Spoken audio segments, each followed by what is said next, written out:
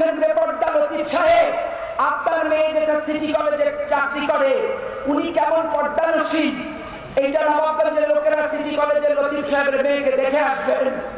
গায়ে মানে না, আপনি বলুন। মাছের গন্ধ শুনে বিড়াল শুনে গুরগুর গুরগুর গুরগুর করে, এর নাম হচ্ছে লতিফ রহমান। নিজের পাছায় দোষ, অন্যের বদনা নিয়ে যাচ্ছে পরিষ্কার করতে। আরে নিজের ইমান পরিষ্কার করেন, জবান করেন, চোখ করেন, তারপরে আমাকে হেদায়েত করতে আসবেন। মা বোনেরা, আমি সেদিন বলেছিলাম আইডি কার্ড আপনাদের কাছ থেকে যারা নিয়েছে, স্বাক্ষর নিয়েছে, ফোন নাম্বার নিয়েছে, তাদের বাড়িতে যে যাবেন, না দিলে 999-এ ফোন দিবেন। আপনারা যাবেন, না দিলে 999-এ ফোন দিবেন। 999-এ কেন ফোন দিবেন সেই কথাটা বলে রেখেছি।